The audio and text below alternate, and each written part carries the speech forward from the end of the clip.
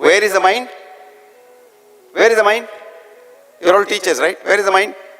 Never mind. But let me tell you a secret.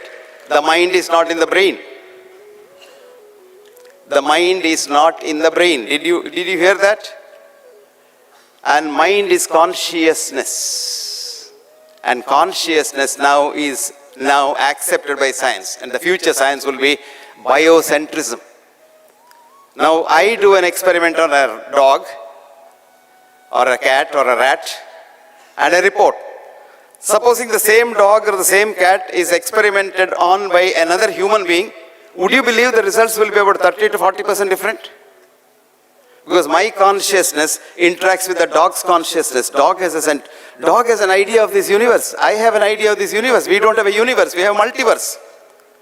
So education also is expanding like technology.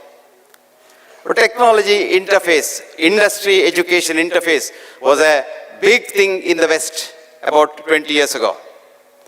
Universities were very happy because they were getting a lot of money, because industry has money, and they built centers of marriage between the industry and the interface. This was a love marriage to begin with.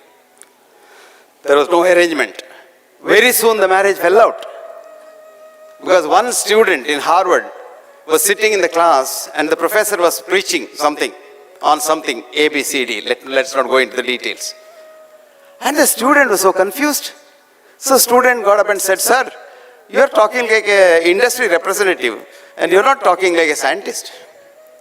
What will happen to a student who gets up and tells a very distinguished professor that you're talking through your hat? What will happen to him in your colleges? He'll become an outstanding student." Right? That's what happened to Werner Heisenberg in 1925 in the Zurich Polytechnic. Einstein was going eloquent on E is equal to mc squared. And then this boy said, "Sir, you're talking through your hat." So Werner Heisenberg became an outstanding student of physics for 30 years, and he got his Nobel Prize for his uncertainty principle, probably is the only one principle which is certain in science, in 1956. So this boy said, "I am going to find out about this student," because this Harvard student, and he found out, to cut the long story short, that he found out this professor was on the payroll of the industry. He had 47,000 shares in the industry. He had received in the last 10 years $10 million for consultation, lecturing, and this and that, and what have you, what's called hospitality. And the professor lost his job. Then Harvard found out 48% of their professors are on the payroll of the industry.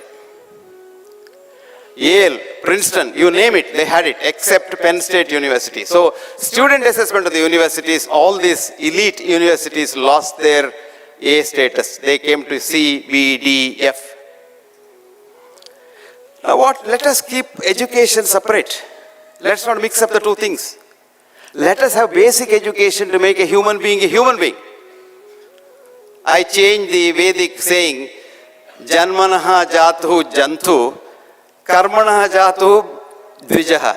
So janmanaha jatu jantu, vidya jatu manushaha. To make a man, you must have education.